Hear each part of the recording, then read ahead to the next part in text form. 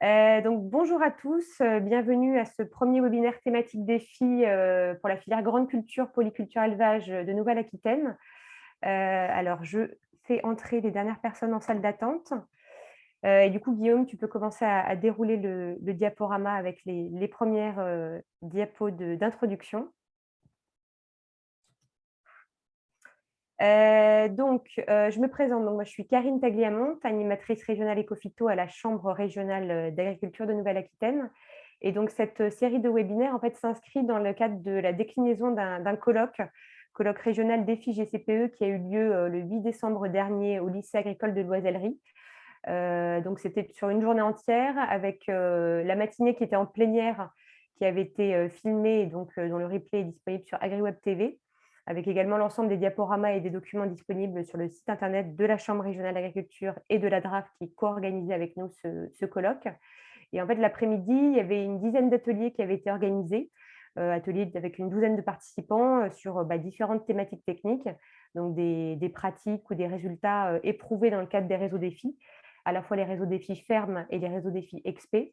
Et donc, pour prolonger un petit peu ce colloque, et dans la mesure où le contexte sanitaire a fait que, effectivement, on a eu un peu moins de monde que prévu le jour J, le 8 décembre, et dans la mesure aussi où certaines personnes avaient émis le souhait d'avoir pu assister aux ateliers, on a proposé du coup aux animateurs de décliner en fait ces différents ateliers sous forme de webinaires.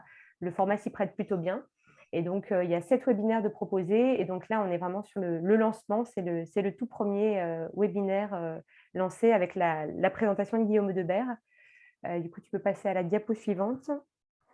Donc, on va être à peu près sur 1 heure au total de webinaire, environ 25 à 30 minutes de présentation qui vont être suivies par des échanges. Donc, je pense que vous avez tous maintenant l'habitude de ces outils et travaux sur Zoom.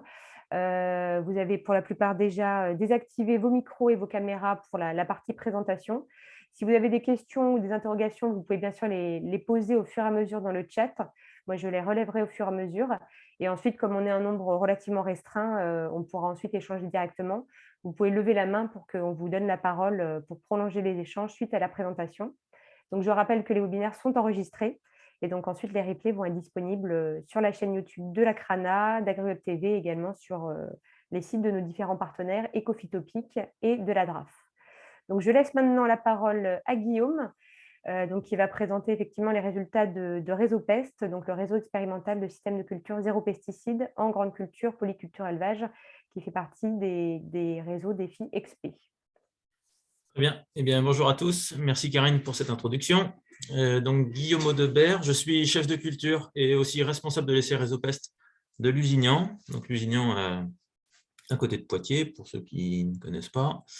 Donc, je travaille dans l'unité expérimentale Ferluse, qui travaille entre autres sur les fourrages et les ruminants. Donc, l'essai Réseau Pest. Donc, dans mes présentations, je vais d'abord présenter le dispositif au niveau national, ensuite la déclinaison au niveau du site de Lusignan. Je présenterai les rendements obtenus pour ce système de culture, les différentes stratégies de gestion des bioagresseurs et les leviers utilisés, une diapo sur la marge seminette, et puis une autre diapo aussi pour terminer sur les suivis qui sont faits dans ce réseau.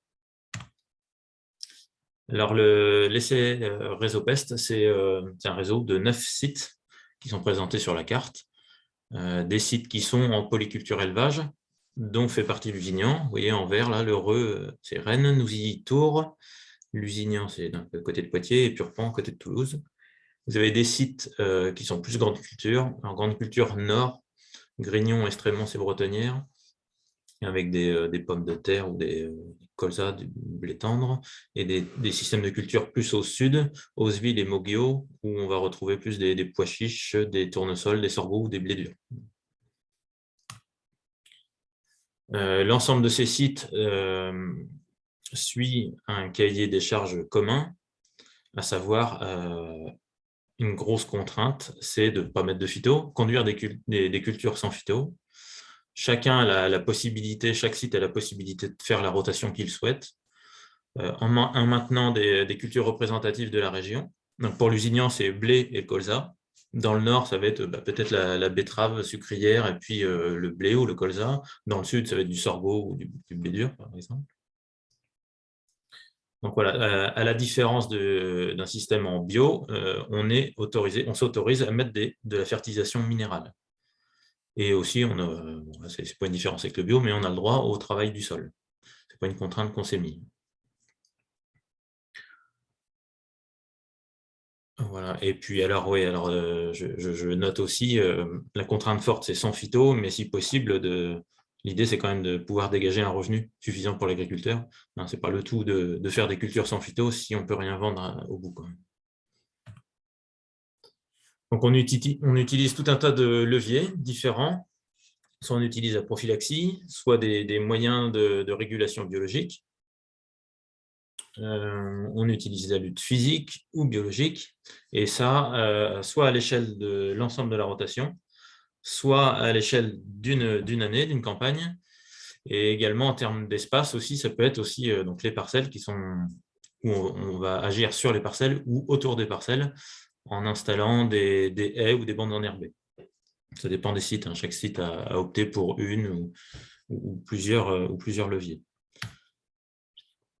Donc, la finalité du réseau, c'est de produire des connaissances qui pourront être remobilisées par la suite pour la conception de systèmes innovants économes en phyto. Donc, c'est un système assez en rupture quand même avec l'existant.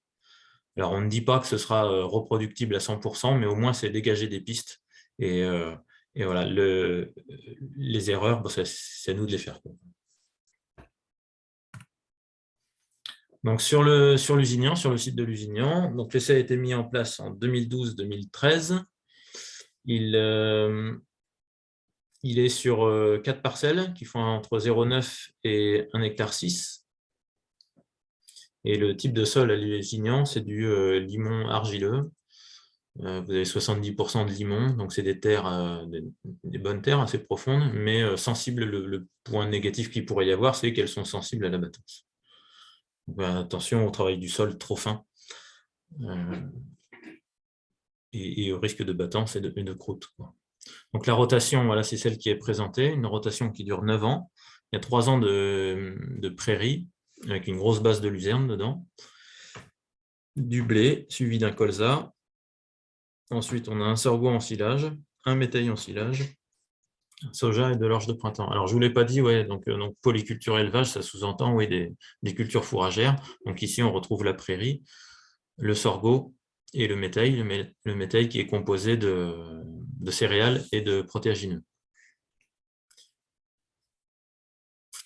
Voilà, donc je passe directement au rendement obtenu depuis le début de l'essai, depuis 2013. Donc, en fait, tous les ans, sur ces 4 parcelles, on a un terme de la rotation qui est présenté, qui est présent. Sauf en 2013-2014, il y avait 2 parcelles qui ont commencé en prairie. Alors, la moyenne des 2 parcelles, elle est figurée ici, la 9,1 par exemple pour la première année, deuxième année 12,2. Et ensuite, vous voyez, par année, on retrouve 4 parcelles. On trouve 4 parcelles.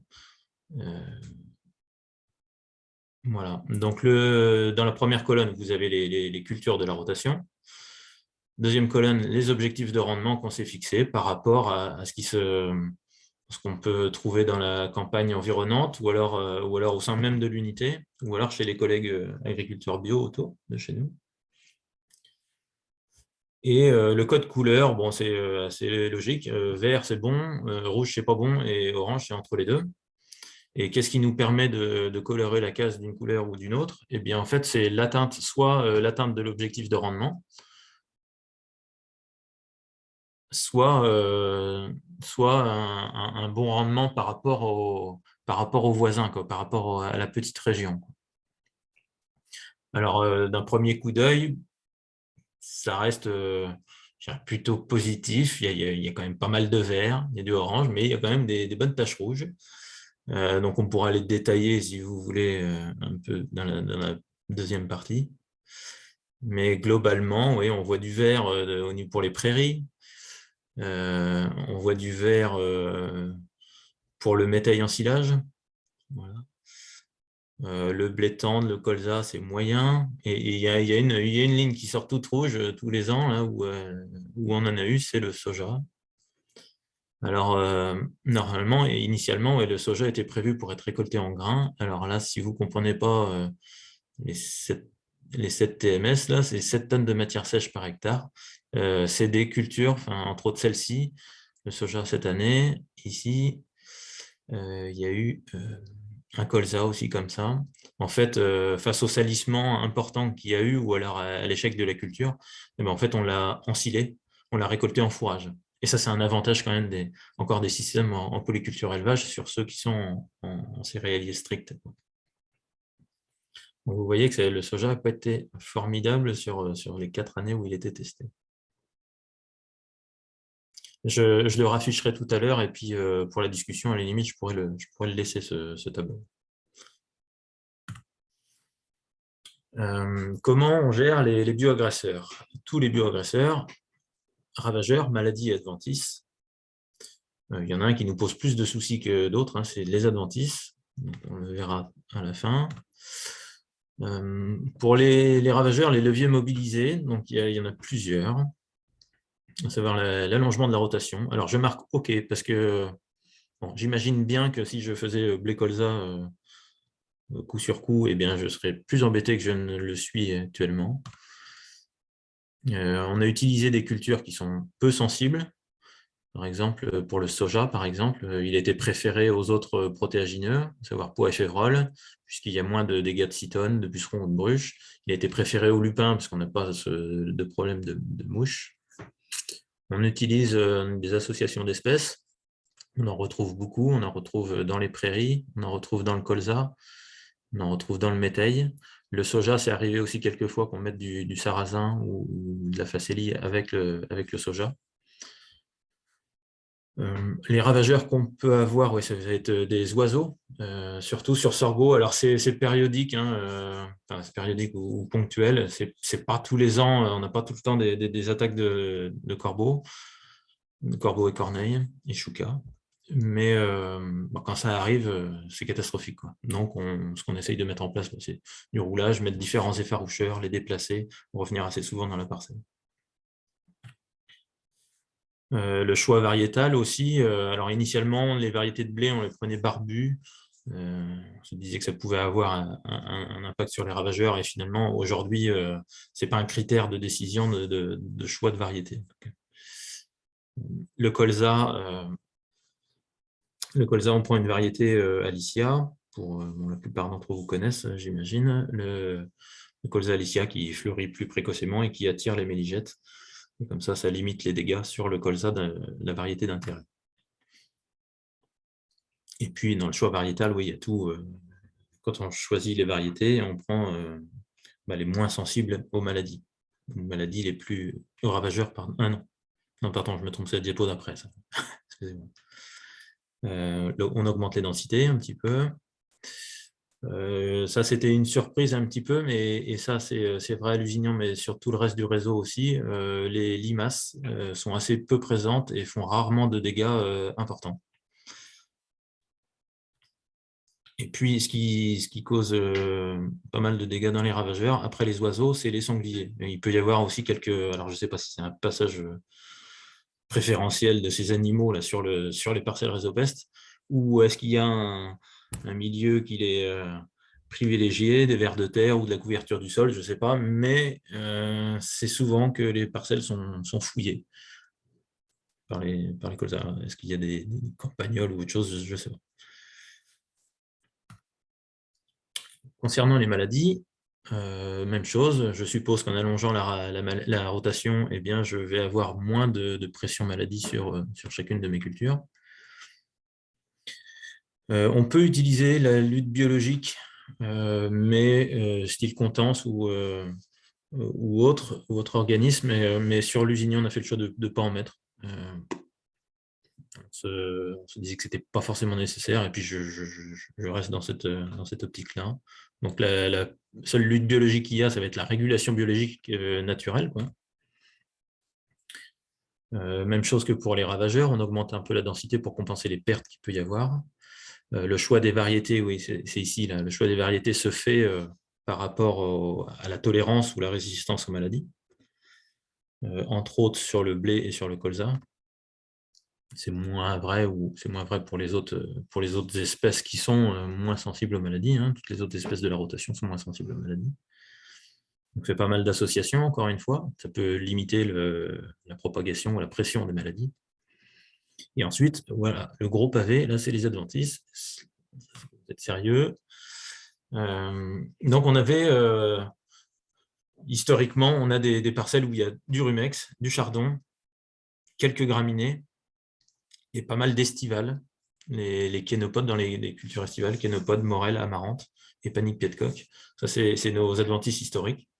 Donc, on les retrouve, hein, sans surprise dans les cérésopestes. Alors, la première tentative, là, en fait, pour gérer les chardons, ça a été de mettre de la luzerne dans la prairie, dans la succession en début de rotation, là.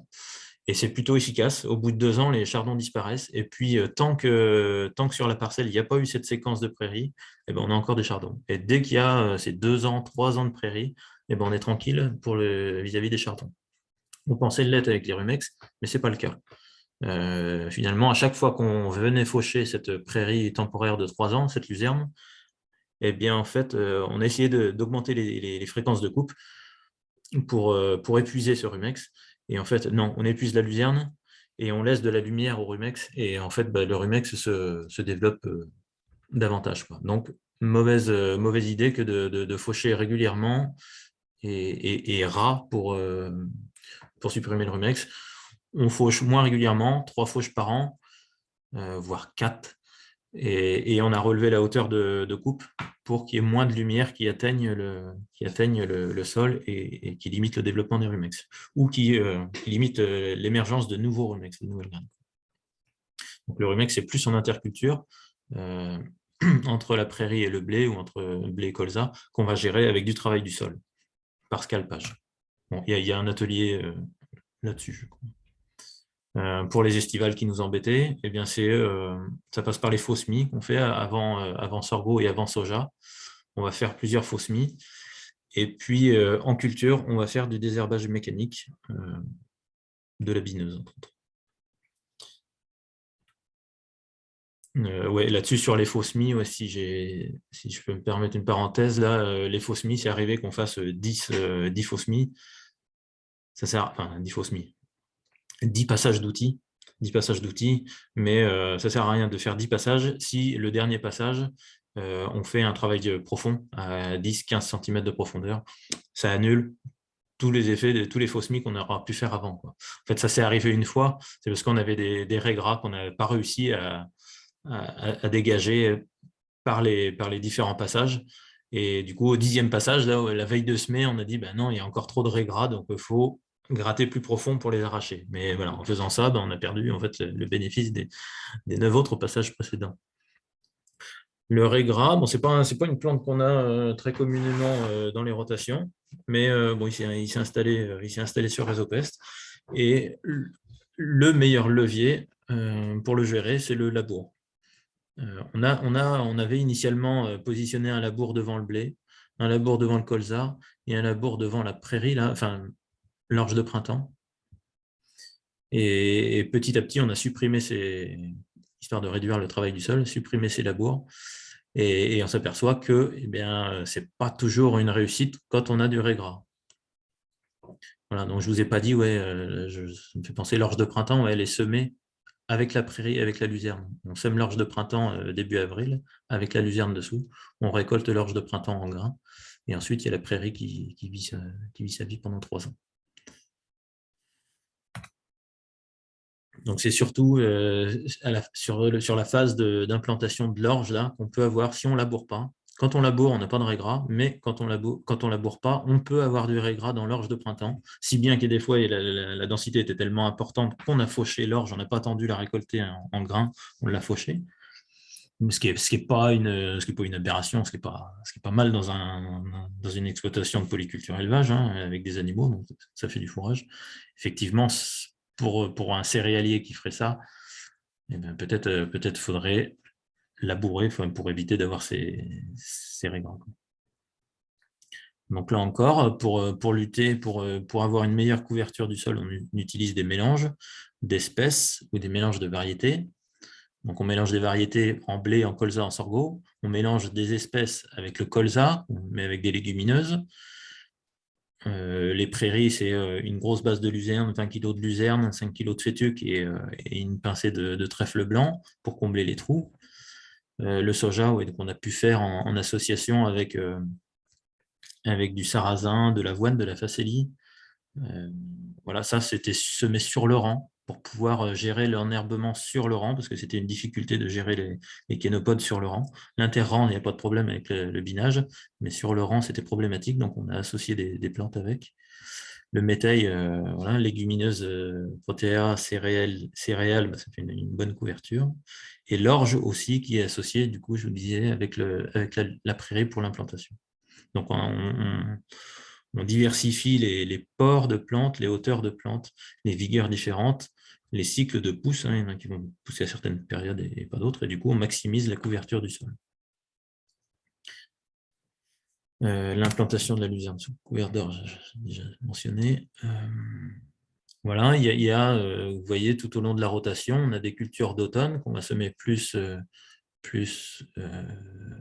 fin octobre, début novembre pour le blé, mi-août pour le colza, mi-mai pour le sorgho, une nouvelle fois pour le métail fin octobre, début novembre.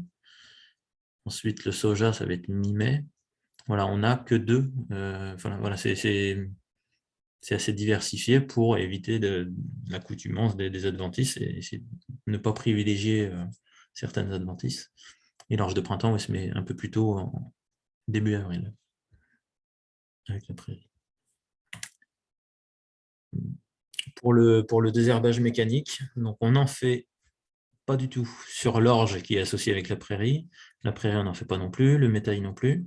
Il arrive des fois qu'on en fasse sur le blé et le colza, soit du désherbage mécanique en plein, RC-tri ou. Mais parfois, et la plupart du temps, on n'en fait pas. Zéro, parce que les fenêtres météo sont assez, entre autres sur le blé, là, c'est assez délicat à l'automne. C'est rarement possible, les conditions sont rarement réunies pour passer. Je vous ai dit tout à l'heure, le sol était assez limoneux. Donc pendant l'hiver, avec les pluies, le sol se tasse. Et après, pour essayer de faire du désherbage mécanique au printemps, c'est assez compliqué. Donc on compte plus sur réduire les écartements des rangs, par exemple, en colza et en blé, plutôt que les écarter pour pouvoir biner. Voilà, c'est une stratégie, mais si on souhaite, c'est un des souhaits de réduire le travail du sol aussi, bah, on mise plus sur la couverture végétale plutôt que le désherbage mécanique. Et enfin, ouais, il y a deux cultures qui sont systématiquement désherbées mécaniquement, pour le coup, c'est le sorgho et le soja. Par rapport à la gestion de la fertilisation, moi, c'est assez délicat puisqu'on a accès à l'azote et aux engrais minéraux. Et bien, du coup, en appliquant ces produits, eh bien, on favorise aussi les adventices. Donc là, on est même à l'échelle du réseau. Voilà, ça, c'est assez compliqué à gérer, ça, le fait de l'azote, par exemple. Est-ce qu'on rajoute de l'azote pour favoriser la culture au détriment des adventices, pour essayer qu'il y ait un décalage, mais ce n'est pas toujours le cas, et des fois, ben, on augmente la biomasse adventice, quoi. Voilà. Et enfin, ce que nous, on a accès à Lusignan, ben, c'est ça, c'est de pouvoir faucher des cultures, alors soit les cultures pérennes, voilà, soit des cultures annuelles en fourragère, et du coup, en fait, on peut éviter aussi d'avoir des montées à graines en faisant des fauches répétées. Et puis, on peut quand même valoriser toutes les cultures, même si pour le soja ou l'orge de printemps, même si on ne les récolte pas en grains, eh bien, ça fait office de fourrage quand même, avec des valeurs alimentaires pas forcément nulles. Voilà, donc je remets ce tableau de rendement donc pour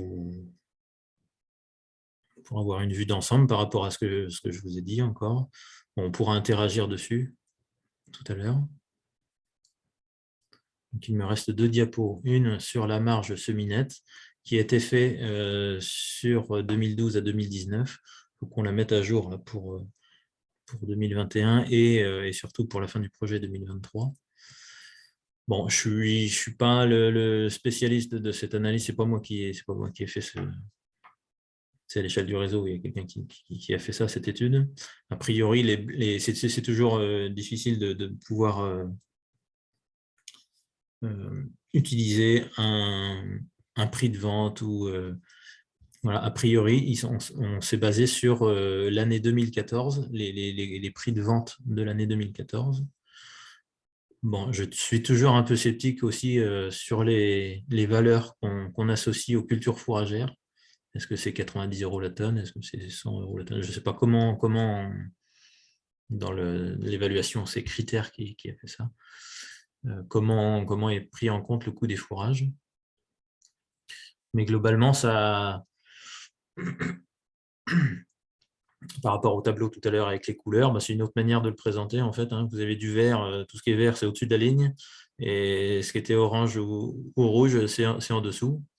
À savoir les sorgho, là, bon, la première année, on avait pris le bouillon parce qu'en fait, on a ressemé 3 fois là, suite à une attaque de corbeaux. Là. On l'a eu qu'une année, mais enfin bon, ça n'empêche que cette année-là, c'était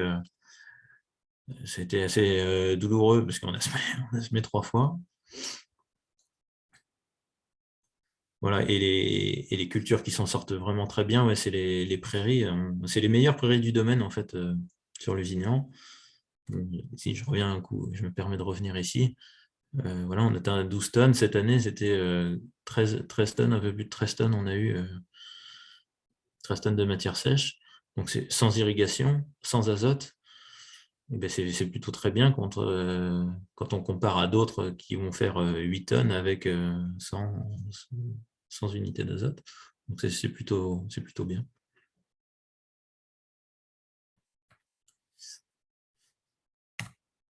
Et enfin, ouais, sur qu'est-ce qui est fait à l'échelle du réseau. Donc, il y a eu des prélèvements de sol en T0 au départ de l'essai en 2012. Il y a eu un point d'étape en 2018 et on va en refaire un à la fin de l'essai en 2023. Et puis, c'est une personne de l'INRA, Stéphane Ferchaud, qui nous fait une évaluation avec l'outil Simeo CMG de l'évolution du stock de carbone et savoir si au niveau, si dans le temps, ce système est durable ou pas, d'un point de vue stockage de carbone. Donc, ce qu'on voit sans surprise, c'est que les sites en polyculture élevage, ils ont tendance à stocker davantage que les autres. Il y a un suivi des carabes et des araignées qui est fait. Alors, suivi, il y a des prélèvements qui sont faits tous les ans. Et le bilan sera fait en 2023, des comptages et puis comment on appelle ça, des identifications en 2023. Pour le moment, les bestioles sont conservées dans de l'alcool et seront identifiées à la fin du projet. Les teneurs en mycotoxines des céréales, à chaque fois que les céréales sont récoltées, il y a un échantillon qui part pour analyse, ce qui ressort de toutes les parcelles, tous les lots qui ont été récoltés. En fait, il y a sur l'ensemble du réseau, depuis 2012, il n'y a eu qu'une seule parcelle, qu'une fois, ça devait être un triticale, je crois, qui était au-dessus des normes de commercialisation en mycotoxines.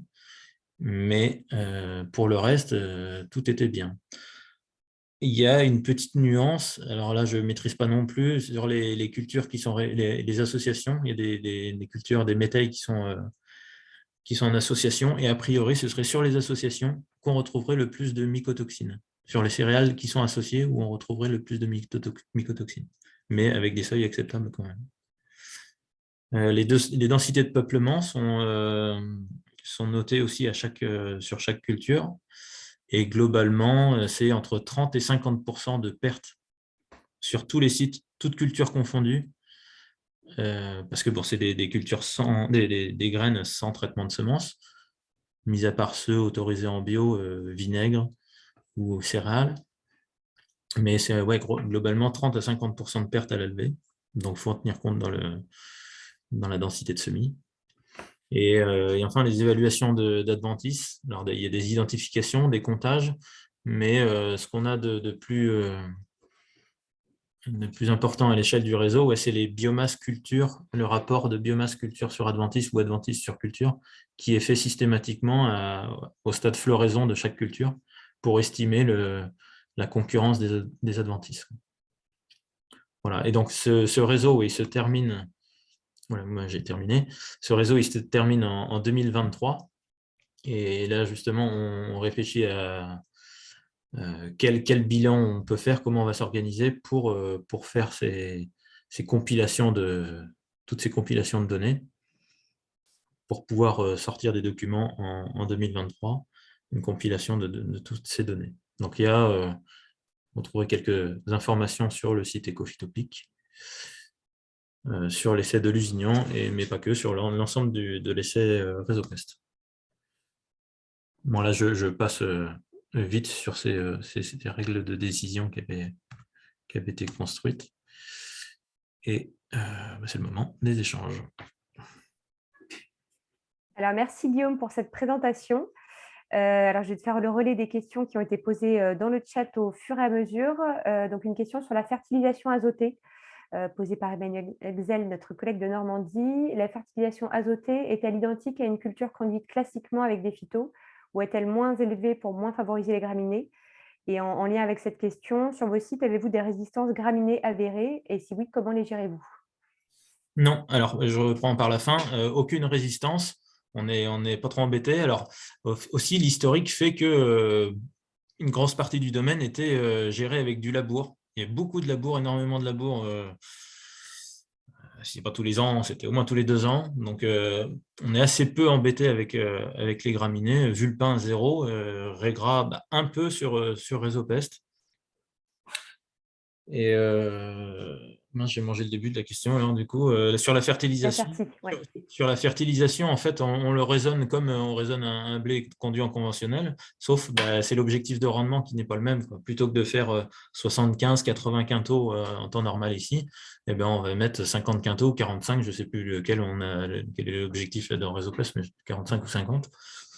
Et puis, mais par contre, moi, je vais m'efforcer justement de mettre ces doses d'engrais pour justement faire la comparaison avec le bio, quoi. Parce que si je me retiens, en gros, si je suis assez prudent, et puis mes collègues, mes homologues aussi dans les autres sites font pareil, mais c'est pas du bio qu'on veut faire, c'est un système hybride, quoi, entre du sans phyto, ouais, et puis quand même de l'engrais. Donc on maintient ces quantités d'engrais, quoi.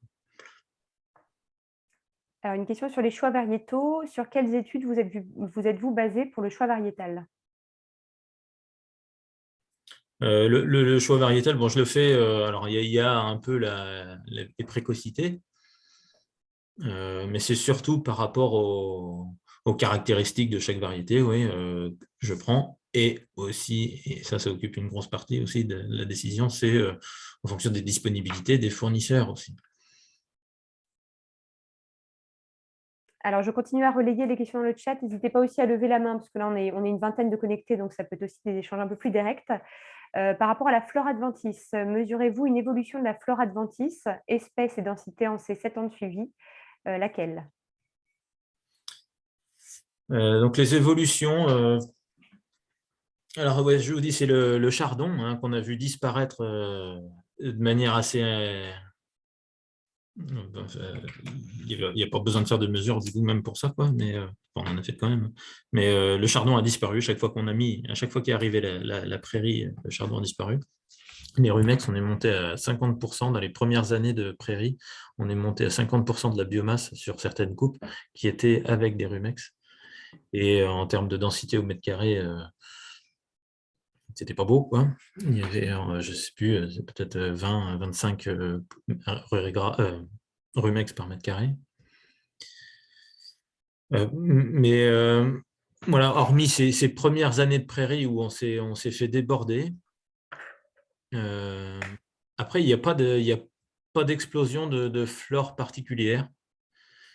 Et alors, la chose importante, c'est qu'on forcément, il y a des plantes qui montent à graines, même si on en laisse une, deux dans la parcelle, hein, même à l'échelle de la parcelle, quoi. On sait qu'il va y avoir des graines.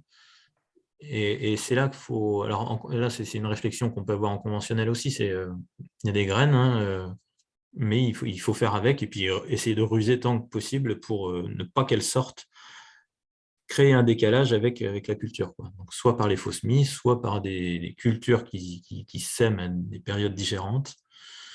Voilà. Alors en expé, on est un petit peu coincé par rapport à ça, c'est qu'on se donne une rotation bien définie et on l'applique avec des répétitions. Du coup, on est un peu obligé de s'y tenir. Un agriculteur lambda, c'est, je dirais, un peu plus simple peut-être.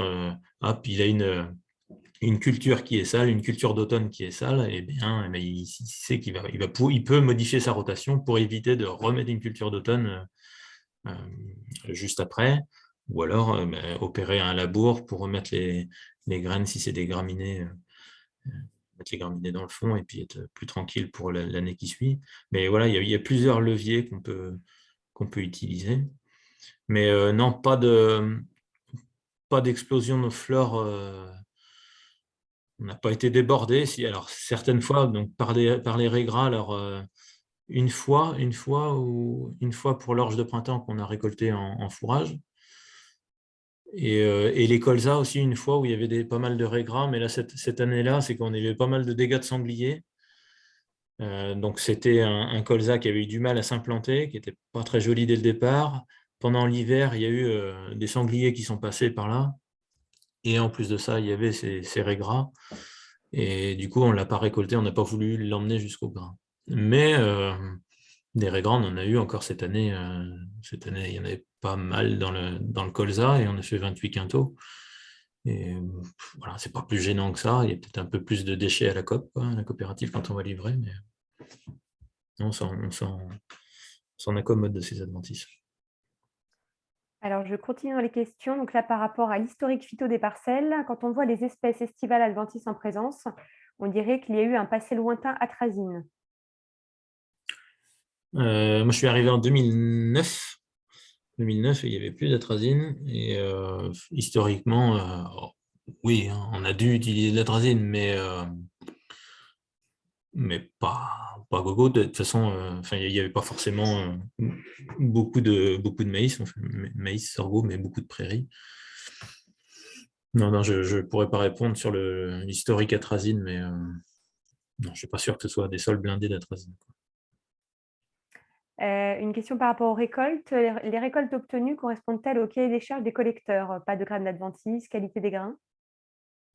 Oui, alors donc ça faisait partie des objectifs aussi, hein, donc de pouvoir commercialiser nos cultures. C'est bien joli de ne pas mettre de phyto, mais faut-il encore que ça rapporte quelque chose, qu'elle puisse être commercialisée.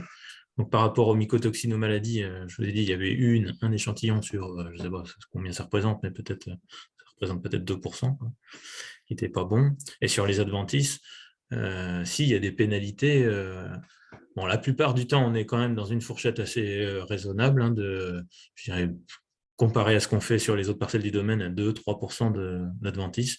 Et il y a des fois, entre autres le soja, c'est arrivé quelques fois, là on est monté, je crois, à 30, avec des kénopodes verts dedans. Et bon, la coopérative l'a pris quand même, et sans trop de difficultés, puisqu'a priori, les sojas et les graines de kénopodes vertes ou les fleurs vertes de kénopodes, ça se trie relativement bien, donc on n'a pas été embêté avec les commercialisations de ces cultures. Alors, une question par rapport aux pratiques des agriculteurs. Comment les agriculteurs perçoivent-ils ces essais? Est-ce qu'ils reproduisent la démarche ailleurs, en particulier pour la production de fourrage, que ce soit prairie ou bétail? Sinon, qu'est-ce qu'il faudrait pour amplifier ces démarches? Question d'ouverture. Waouh! Eh ben, je sais pas, je les revois pas forcément, ces agriculteurs qui viennent nous voir, mais je pense que c'est des leviers qu'ils prennent. C'est pas un ensemble, c'est quelques successions. Ça peut être un enchaînement de cultures, ça peut être une technique, ça peut être des outils en particulier. Euh, et chacun repart avec son petit truc. Il n'y a pas de grosse généralité, je pense pas, quoi. Et puis dans 10 km à côté de chez nous, c'est certainement différent. Donc chacun repart avec un petit quelque chose. Alors je sais pas, peut-être le truc le plus original, peut-être, ouais, c'est sur la gestion des rumex. Comment on est passé de 50% de biomasse adventice, de 50% de biomasse de la prairie composée de rumex à 3 fois rien, quoi.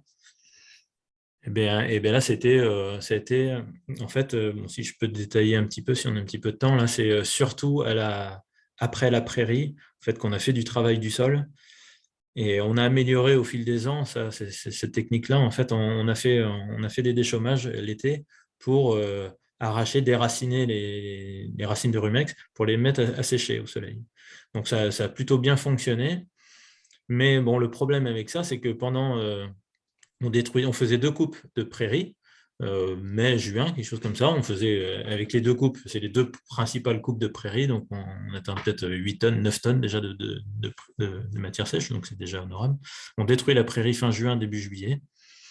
Et tout l'été, on fait des travaux du sol pour assécher et puis faire griller les racines de rumex. Donc ça fonctionne très bien. Le seul problème, c'est que ça minéralise beaucoup à cette période-là. Et puis, on se retrouve des fois avec des quantités supérieures à 100 kg d'azote de reliquat en entrée hiver. Et le blé n'est pas en capacité de les pomper, quoi. Donc, bon, OK, c'est du sans phyto, mais si on peut éviter de faire trop de bêtises d'un point de vue azote. Donc, ce qu'on a fait par la suite, en fait, on s'est amélioré sur la technique, là. On a fait moins de déchômage, mais un déchômage superficiel en scalpant pour séparer la partie végétative de la partie reproductive du rumex. Et de cette manière, en fait, on laisse la grosse tige, la réserve dans le sol, on n'en a pas besoin.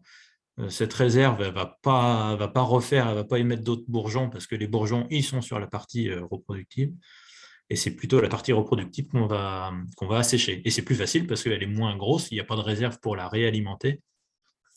Donc voilà, on fait moins de passages, on scalpe, et ensuite on met de la moutarde, ou dernièrement, on a mis du radis qui est encore un peu plus performant à mon avis sur la couverture, du sol. Donc, avec cette petite culture intermédiaire de crucifères, entre août, qui va être semé au 15 août, et puis broyé fin octobre, en l'espace de 2 mois à peu près, on fait entre 5 et 6 tonnes 5, je crois, le maximum qu'on ait fait. Je crois que c'est 6 tonnes 5 de matière sèche en 2 mois, ce qui est énorme, mais bon, c'est pour dire qu'il y a quand même beaucoup de minéralisation après la destruction de luzerne. Et puis voilà, comme ça, ça, c'est un créneau là, qui est super efficace pour les rumex, en tout cas.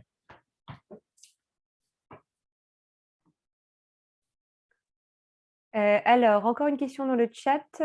Votre rotation ne compte pas de maïs, me semble-t-il. Est-ce un choix lié à des difficultés particulières? Non, non. Alors, il n'y a pas le maïs, mais il y a le sorgho, puisque à Lusignan, enfin, c'est assez séchant quand même l'été. On a pas mal de sécheresse estivale.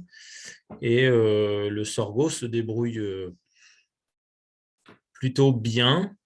Plutôt bien. On voulait éviter le maïs qui prend le coup de chaud quasiment 8 années sur 10. Oui. Bon, alors on est à l'échelle du domaine, là, sur le troupeau de vaches laitières, là, par exemple, on a moitié-moitié, quoi. On a moitié maïs, moitié sorgho. On ne met pas tous les œufs dans le même panier. Certaines années, c'est plus favorable au sorgho, certaines années, c'est plus favorable au maïs. Avantage au maïs, c'est quand on le sème quand même un mois plus tôt. Donc au moins, pendant un mois, il peut pousser. Et avantage au sorgho, quand il y a des pluies à l'automne, au mois d'août, le sorgho peut repartir. Tandis que le maïs, il est cramé en juillet, il ne repartira pas après. Le sorgho, même s'il met du temps à pousser, après, il pousse plus à partir de août-septembre, au retour des pluies. Mais uniquement quand il y en a. Quand il n'y en a pas, avantage au maïs. Donc, c'est quand même un petit peu lié aux conditions type de sol et météo de Lusignan. Ouais. Ouais, mais bon, alors ça aurait pu être maïs, hein. Franchement, ça aurait pu être maïs sans problème. Et en termes de qualité, on a la même chose avec des sorgho BMR, hein. On a des très bonnes qualités de sorgho comparables ou meilleures que du maïs. Alors, on arrive au bout des questions dans le chat. N'hésitez pas à en poser ou à prendre la parole directement. On est suffisamment peu nombreux pour pouvoir interagir directement. Moi, j'avais une petite question bonus. Est-ce que tu peux nous indiquer quels sont les liens qui sont faits entre le projet Défi XP et les réseaux défis fermes de la région et même au niveau national, vu qu'on a vu les nombreux sites. Et même question par rapport à l'enseignement agricole. Eh bien, il y a eu la visite de quelques groupes défis fermes qui ont pu venir sur le site. Oui, c'est peut-être principalement ça, d'ailleurs. Et puis, par rapport à l'enseignement agricole, eh bien, on a quelques relations avec le lycée de Venours qui demandent encore à être renforcées. Bon, je suis assez satisfait de moi dans la mesure où c'est quelque chose qui a pas mal progressé depuis 10 ans, ça, les échanges avec Venours. Des groupes d'étudiants qui viennent faire des TP chez nous, et puis des stages, l'accueil de stages, stagiaires plutôt. Voilà. Mais ça a plutôt bien progressé de ce point de vue-là, parce qu'avant, c'était zéro. Depuis il y a 10 ans, il n'y avait même pas le lycée qui était en face. Enfin, là, je parle pour ce qui m'est arrivé. Moi, j'y suis passé à Venor et je ne savais pas ce qu'il y avait de l'autre côté de la route, quoi, à l'INRA. Et bon, maintenant, il y a forcément des classes qui viennent tous les ans, qui viennent visiter nos essais, quoi. Et ça, c'est une satisfaction personnelle. Oui.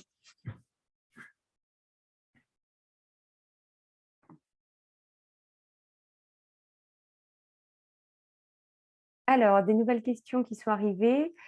Estime-t-on que l'EBE de l'exploitation zéro pesticide est globalement identique à une ferme conventionnelle ou y a-t-il une perte de revenus? Si perte de revenus, comment peut-on la compenser? Alors ça, c'est peut-être plus, c'est pas spécifique à Lusignan. A priori, oui, on n'est pas économiquement, on n'est pas. Alors EBE, vous m'excuserez, ouais, mais c'est pas mon jargon quotidien, mais je le formule différemment, mais ouais, économiquement, c'est pas aussi avantageux. Je dirais, ouais, peut-être assez maladroitement, mais non, c'est pas aussi avantageux qu'un système conventionnel.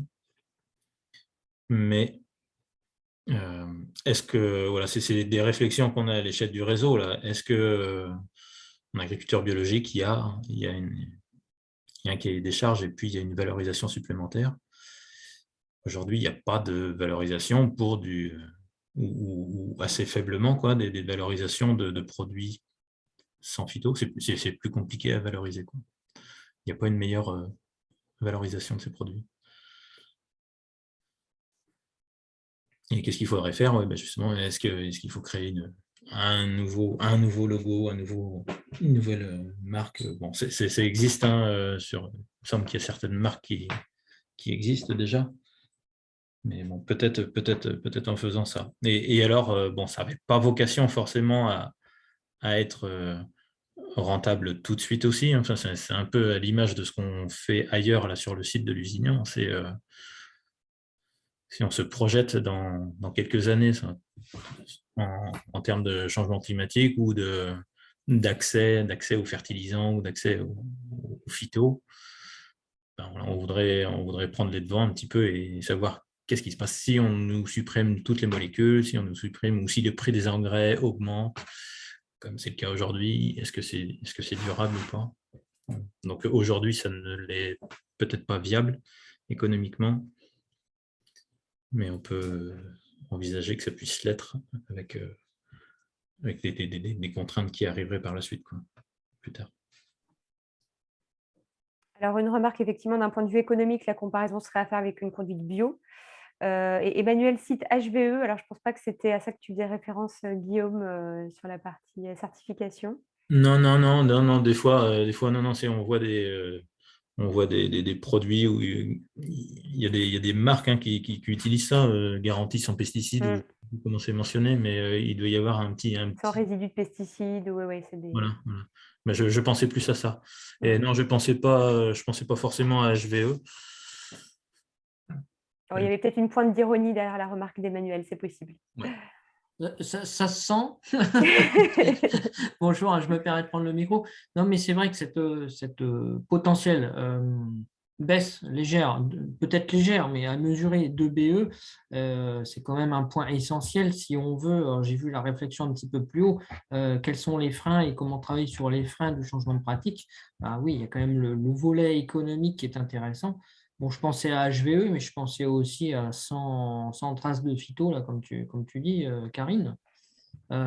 C'est quand même, à mon avis, un peu le nœud de la question si on veut faire du transfert, quoi. C'est le résultat économique.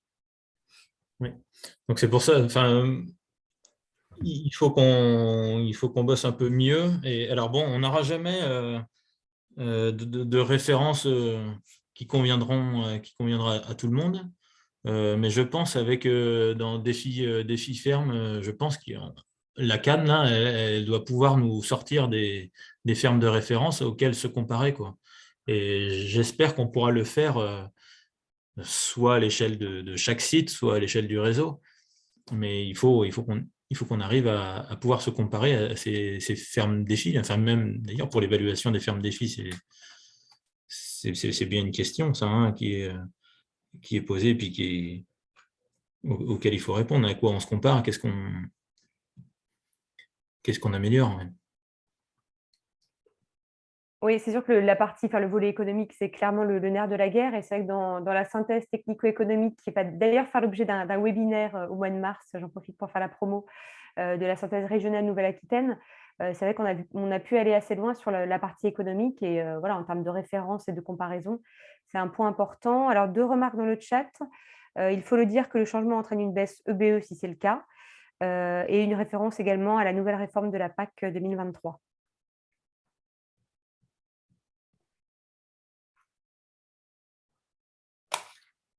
Mais effectivement, comme tu l'indiques, alors là, on est sur la partie expé avec une rupture importante, défi ferme, effectivement, les GI2E, enfin la partie économique, avec des indicateurs sont regardés de près pour pouvoir effectivement avoir des points de comparaison et des références, par rapport à l'ensemble du système. Mhm. Alors, on est arrivé au bout des questions qui ont été posées dans le chat. Il est bientôt 17 h, donc on arrive au terme de ce webinaire. Si vous avez encore des questions, remarques ou des prises de parole, n'hésitez pas, on a encore quelques minutes. Sinon, on arrivera aux conclusions. Et puis pareil, Guillaume, si tu voulais revenir un petit peu sur les grilles de décision ou une ou deux diapos que tu avais peu développées jusque-là, tu peux encore prendre quelques minutes pour développer un point spécifiquement ou donner d'autres éléments à l'oral. Oui, juste une petite chose aussi, je remets mon tableau là. Oui, le soja, donc hormis le fait, tous les avantages qu'il y a par rapport aux bioagresseurs, on est en sec. En sec, ça me paraît difficile à conduire chez nous. Pourquoi pas en zone irriguée. Et puis il y a une chose aussi qui va pas très bien dans cette rotation quand même, c'est la succession métail en silage et soja. Métail en silage, on récolte au mois de mai. Et d'ailleurs, on a avancé nos dates d'ensilage par rapport initialement, au départ, c'était plus juin, mais pour améliorer la qualité du fourrage, on a ensilé plus tôt, donc c'est plutôt mai. Donc le terrain est libre en mai et on attend mai l'année d'après pour implanter le soja. Donc on est un an avec à avoir à gérer des intercultures. Donc ça peut être souvent de fois c'est du trèfle violet qui est semé en même temps que le métail en silage et qui repousse après la récolte du métail en silage. Mais voilà, là il y a certainement un point d'amélioration à trouver. On s'était dit, le soja aussi, on aura besoin de faux semis et du coup, si on peut pas gagner un an, le mettre tout de suite après le métail en silage, puisqu'il va y avoir, on ne va pas pouvoir faire de faux semis. Mais bon, ça, on n'a jamais osé le faire. Peut-être qu'il faudrait oser. Mais bon, toujours est-il que ouais, le critère sécheresse, là où il est important, quoi. Voilà, mais non, pas rien d'autre à rajouter. Hormis ces 2 points. Mmh. Donc on arrive donc au terme de ce premier webinaire. Merci Guillaume, hein, pour cette présentation très claire et pour l'ensemble de tes réponses et compléments apportés aux questions posées par les participants de ce webinaire. Donc comme indiqué, donc ce webinaire il a été enregistré, ce qui permettra effectivement de diffuser un peu plus largement que la vingtaine de participants là qui s'est connectés cet après-midi. Donc, ils seront disponibles sur la chaîne YouTube de la Chambre régionale d'agriculture Nouvelle-Aquitaine. On enverra ensuite les liens à l'ensemble des participants de tous les webinaires. Et d'ailleurs, par ailleurs, je vous enverrai ensuite, suite à ce webinaire, je vous enverrai le diaporama avec les contacts de Guillaume si vous voulez prolonger les échanges par la suite. Et je vous remets juste pour terminer la liste des webinaires à venir. Donc, c'est la diapo d'après. Voilà, là, c'était le tout premier, le jeudi 10 février, donc sur les résultats du projet Réseau Pest. Et donc, vous avez encore 6 webinaires entre mi-février et mi-mars. Donc, un webinaire sur les rumex, réduire les herbicides et gérer les rumex dans les prairies, qui aura lieu le 15 février. Donc animé par Valérie Lacor de la Chambre Haute-Vienne et Benoît Thierry de la Chambre de la Creuse, tous deux ingénieurs réseau défi.